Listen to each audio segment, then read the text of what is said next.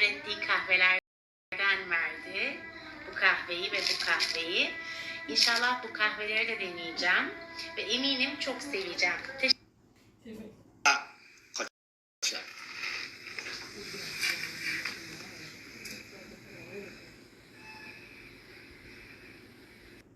私は小さい喫茶店を持ちたいんですが、それがいつになるかはこちら。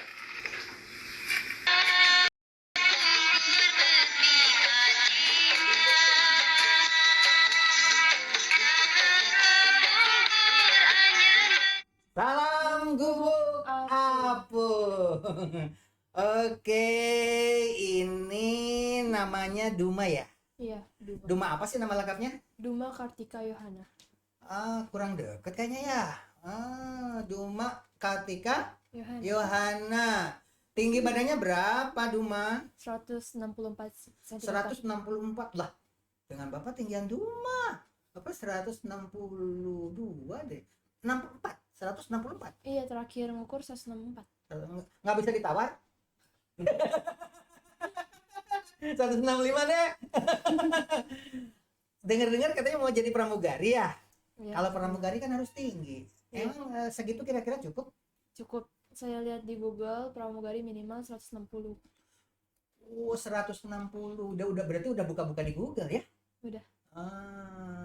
Ternyata udah buka di Google. Katanya kalau ingin jadi pramugari itu tadi ada yang bilang minimal menguasai 3 bahasa. Berarti harus kursus bahasa juga ya? Iya. Minimal bahasa Inggris kali ya? Iya. Katanya bahasa apa saja yang harus dikuasai selain bahasa Inggris? Oh, bahasa Mandarin sama bahasa Mandarin juga harus katanya ya? Iya, katanya kayak gitu. Bahasa Inggris, bahasa Mandarin, terus apa lagi? Sama bahasa Indonesia. Bahasa Indonesia. Tapi kan kalau di pramugari itu roknya pendek-pendek loh dong. Enggak juga, ada yang saya lihat ada yang roknya panjang. Berarti udah searching ya. yang roknya pendek yang dari Eropa ya. Iya. Kalau di Indonesia bahkan ada yang pakaian adat ya, bagus-bagus ya kan? Itu. Oke. Kalau ternyata nanti ya maskapainya ternyata memiliki aturan seperti itu, gimana harus rok pendek? Ya, saya pakai stocking untuk biar Kan ada solusi lain ya, Iya, rok ada pendek tanpa solusi stocking. Ternyata di sininya sudah ada strategi ya. Kemungkinan pahit apalagi sih kalau di pramugari? Saya cuma takutnya nanti kalau misalnya pesawatnya ada trouble gitu doang. Terbang aja.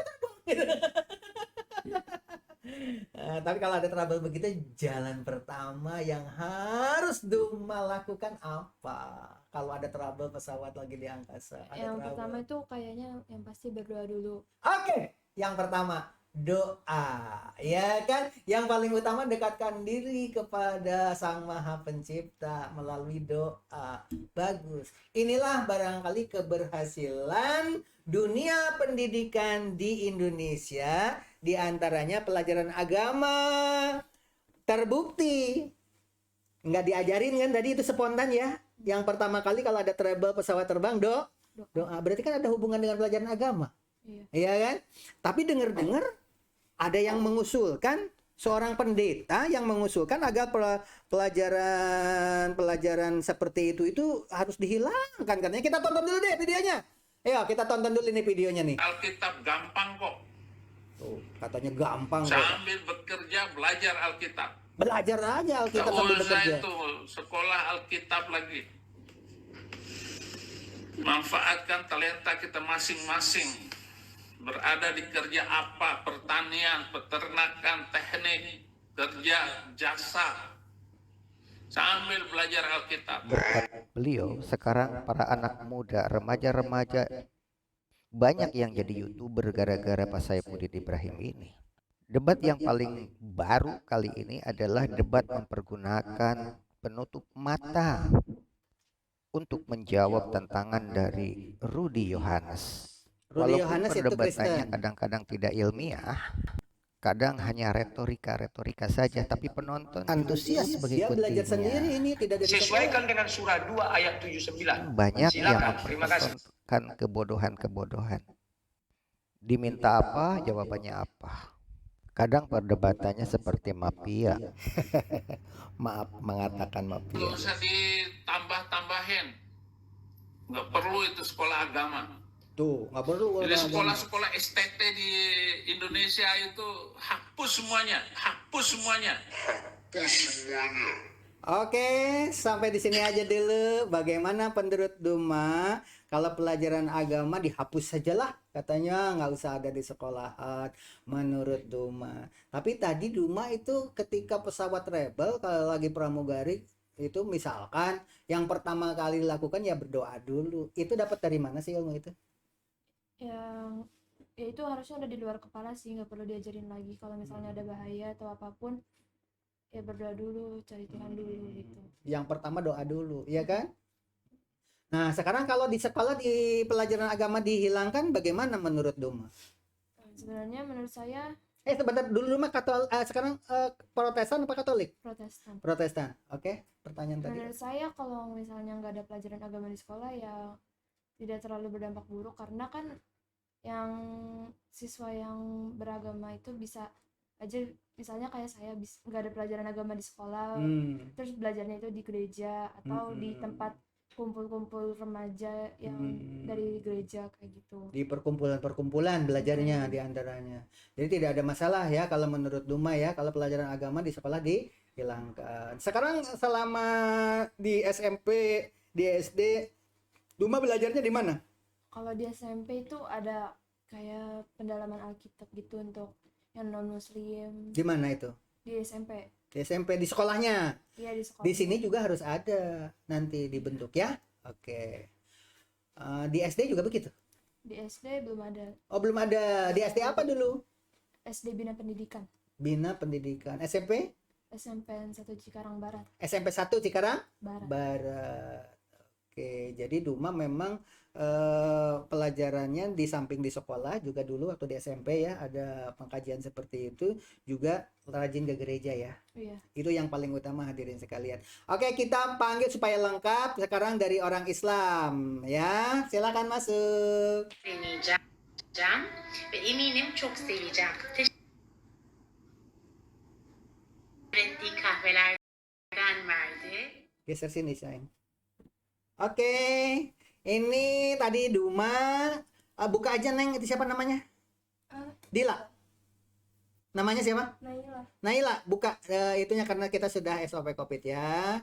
Naila, tadi menurut pendapat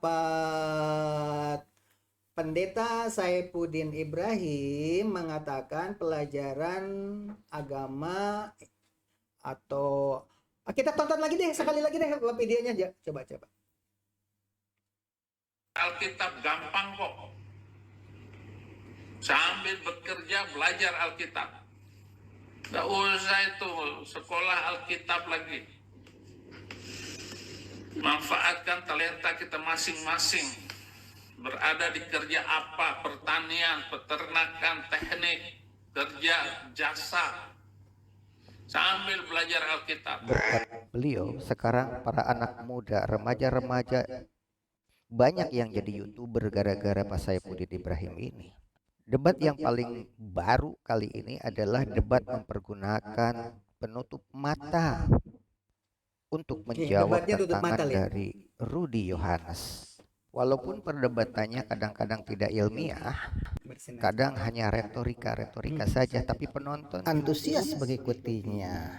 Sesuaikan dengan surah 2 ayat 79. Banyak yang Silakan, terima kasih. mempertontonkan kebodohan. Oke, sudah. Nah, begitu hadirin sekalian yang ada di rumah, kita sekarang sedang berdiskusi dengan siswa di SMA Gubuk Apung ini, di mana pelajaran agama itu sekarang diberikan di sekolah masing-masing. Tetapi menurut Pak Saifuddin Ibrahim yang kemarin kontroversi katanya minta 300 ayat Al-Quran dihapus sehingga Pak Mahfud MD turun tangan dan lain sebagainya. Kemudian sekarang kontroversi terbaru diantaranya bukan mengusulkan ayat Al-Quran 300 dihapus, tetapi Apa tadi bilangnya? Nah, denger gak? Yang di video tadi katakan yang dihapus apa katanya? Pelajaran agama ya. Oke. Nah, menurut Naila, kalau di sekolah dihilangkan pelajaran agama gimana? Menurut saya sih enggak itu aja sih, soalnya murid-murid juga butuh ilmu agama, dan juga mungkin di rumah mereka nggak belajar gitu. Jadi di sekolah tuh emang harus dipelajari biar ada ilmu agama di ininya. Di rumah belajar agama juga nggak? Ya mungkin sebagian orang ada yang belajar, ada juga yang mungkin malas belajar gitu.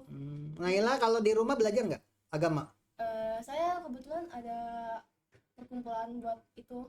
Kalau kayak Duma juga di gereja juga. Karena di sekolah juga ada perkumpulan. Kalau dulu katanya di SMP. Kalau Duma itu SMP apa? Perkumpulan apa tadi? Pendalaman Alkitab. Pendalaman Alkitab di sekolah itu. Di sini juga nanti harus seperti itu, pendalaman seperti itu ya.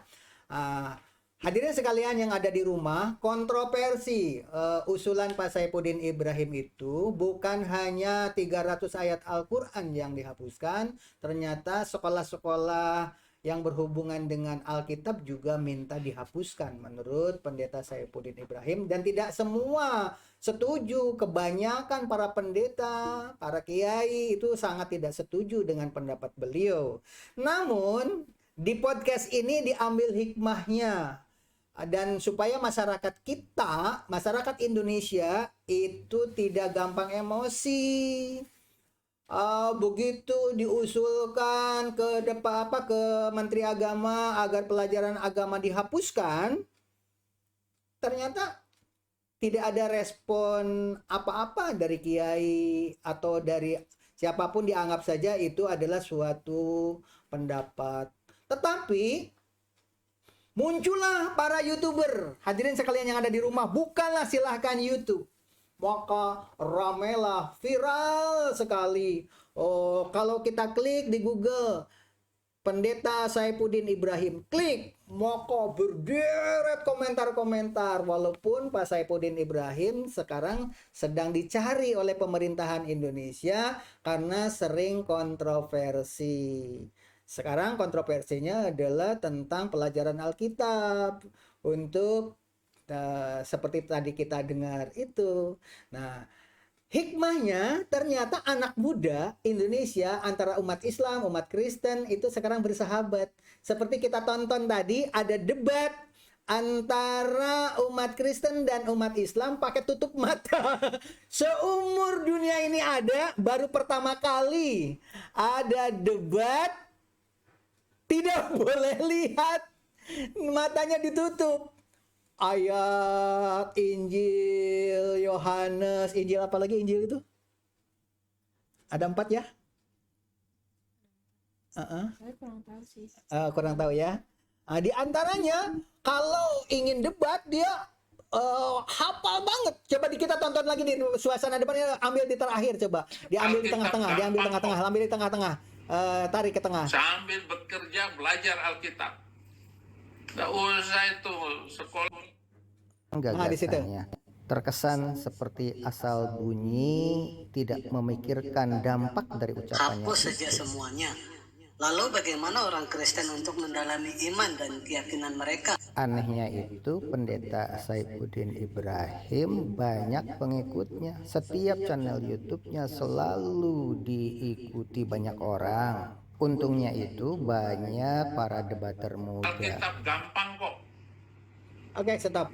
Sambil bekerja belajar Silakan hadirin sekalian di rumah tonton tadi malam, itu perdebatannya hampir 1 jam. Yang segala sesuatunya berdasarkan yang ada di memori. Semua, apakah itu debater Muslim atau Kristen, itu ayat-ayat hafal semua, luar biasa. Ternyata setebal itu kitab suci melotok di otaknya masing-masing. Dan mereka adalah hasil akibat dari ceramahnya Pak Saifuddin Ibrahim. Diduga. Karena apa?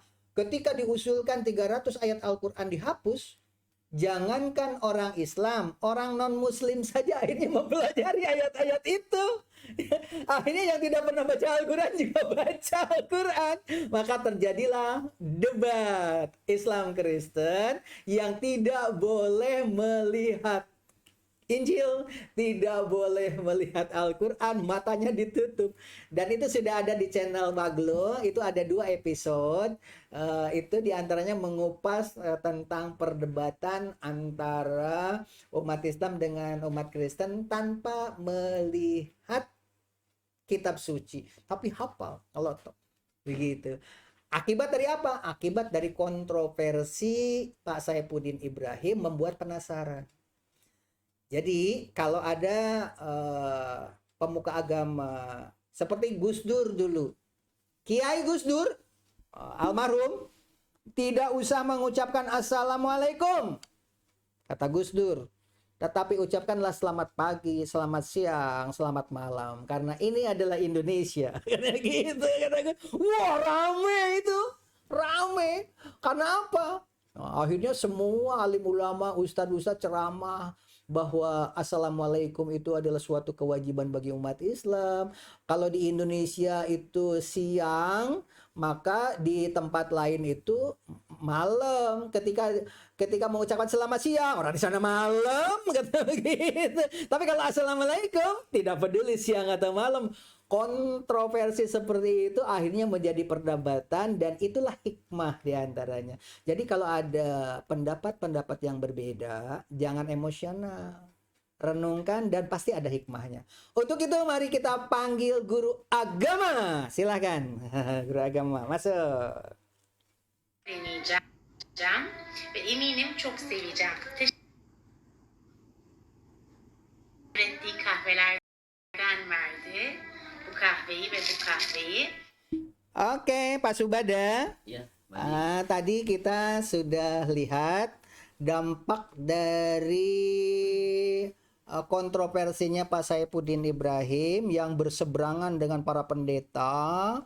Mereka ternyata banyak yang kontranya daripada pro-nya dengan Pak Saifuddin Ibrahim ini. Tetapi ternyata banyak hikmah. Salah satu contoh, dengan mengusulkan hilangnya pelajaran agama, dihapuskan ayat suci Al-Quran, akhirnya membuat penasaran orang, mengapa harus dihapus? Akhirnya mereka baca. Orang Islam yang tidak pernah baca Al-Quran juga jadi baca, kan begitu. Maka lahirlah perdebatan, yaitu debat unik. Seluruh dunia baru pertama kali tadi malam jam 7 malam sampai jam 9 kalau nggak salah, itu perdebatan yang tadi itu. Nanti tonton aja di YouTube. Debat tutup mata. Debat tutup mata. Jadi sekarang anak muda itu ternyata ngelotok ayat-ayat kitab Injil, Taurat, Zabur, Quran, hafal. Itu luar biasa itu kan.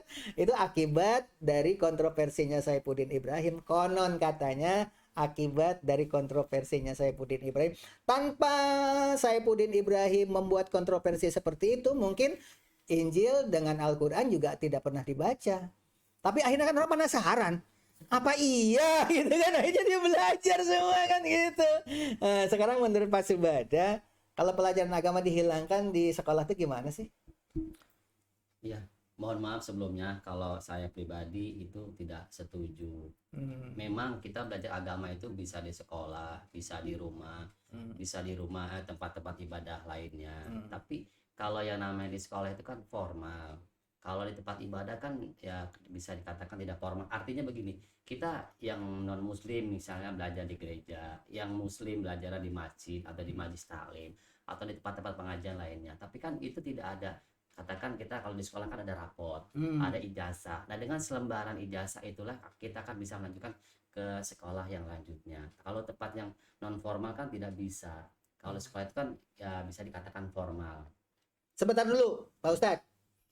Ini Duma, ini tadi jawabannya spontan. Karena cita-citanya ingin jadi pramugari dan tinggi badannya sudah mencukupi, kemudian dia sudah tahu juga bahwa bahasa minimal adalah bahasa Mandarin, bahasa Inggris. Dia ternyata sudah tahu itu, ada kemungkinan untuk ilmu tesnya juga tahu.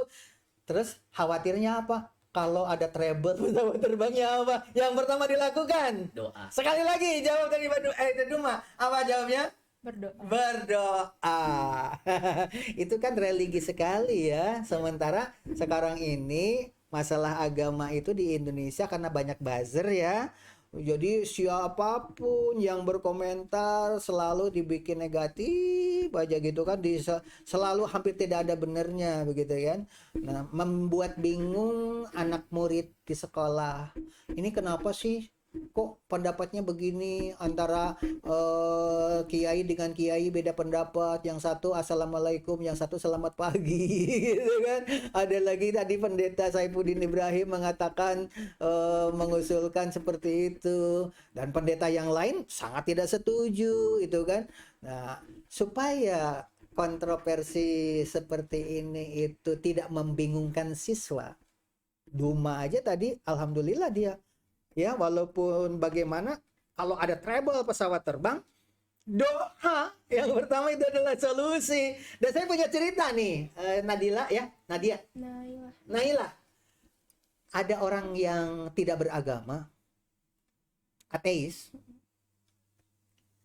ketika naik jembatan gantung, jembatan gantungnya itu ternyata putus sebagian. Ternyata manggil nama Tuhan juga.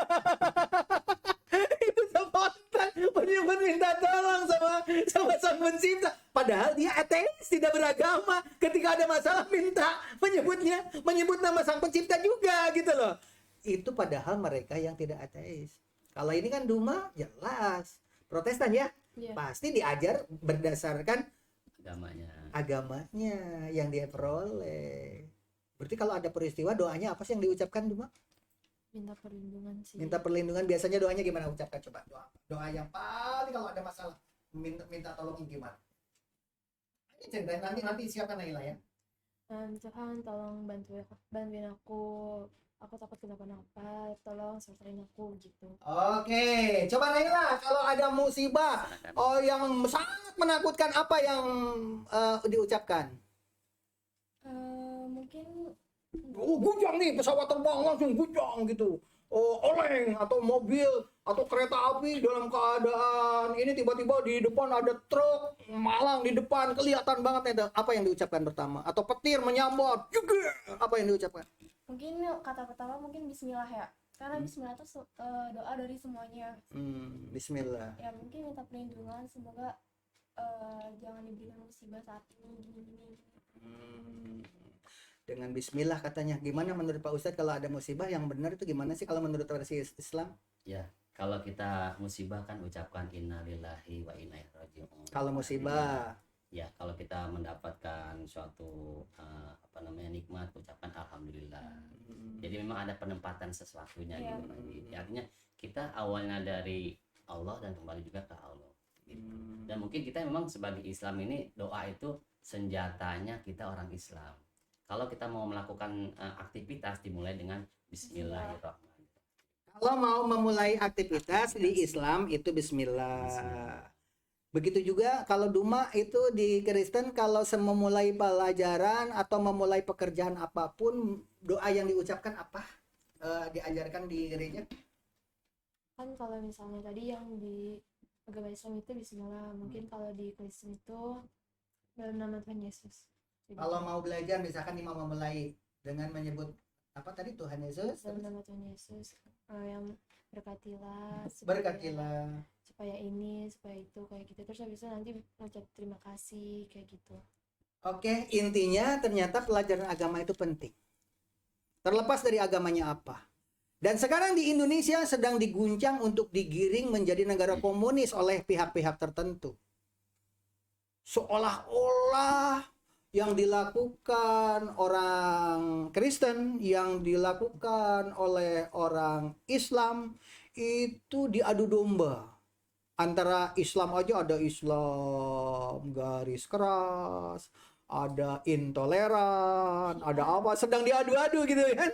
Padahal mereka yang ngomong begitu itu tidak pernah ke gereja, tidak pernah ke masjid, agamanya nggak jelas gitu kan. Nah, berarti memang ada skenario untuk menghilangkan pelajaran agama itu ada kemungkinan grand design-nya seperti itu. Negara kita adalah negara Pancasila. Pertama adalah ketuhanan. Iya kan? Jadi kalau ada orang yang berupaya untuk menghilangkan pelajaran agama di sekolah, harus dipertanyakan dia itu sesungguhnya siapa. Ngaku-ngaku kiai, ngaku-ngaku pendeta, ragu gitu. Patut diragukan itu, ya kan? Nah, dan alhamdulillah di sini kedua-duanya siswa kita ini, padahal berbicaranya mah tadi berbicara tentang pramugari ya. Tapi spontan. Doa awal. Iya kan? Nah, sekarang kalau ada petir, tiba-tiba ada petir nyombol. Kita kaget. Dari Naila dulu. Spontan kalau orang dalam keadaan diem begitu tiba-tiba kaget, biasanya yang keluar dari mulut apa sih bunyinya? Astagfirullah mungkin ya. Astagfirullah gitu kaget. Kalau kaget spontan astagfirullah begitu. Ya. Coba kagetin, Pak. Nah, kalau kaget biasanya yang terucap apa sih kalimatnya? Astaga ya Tuhan. Astaga ya Tuhan, gitu ya. Oke, itu saja barangkali hadirin sekalian. Nah, ini ada oleh-oleh untuk di rumah ya. Yang sudah podcast di sini selalu dapat hadiah. Ini untuk Duma, salam buat ibu ya di rumah ya. Ibu, ini oleh-oleh. Unjukin ke sana. Nah, ini Naila, oleh-oleh ya. Ini adalah produk kita. Pak Subada yang hijau. Siapa? Oke, itu unjukin ke sana ke depan. Unjukin semuanya. Oke. Salam gubuk apung. Oke. deneyeceğim ve eminim çok seveceğim. Ürettiği kahvelerden verdi bu kahveyi ve bu kahveyi. İnşallah bu kahveleri de deneyeceğim ve eminim çok seveceğim.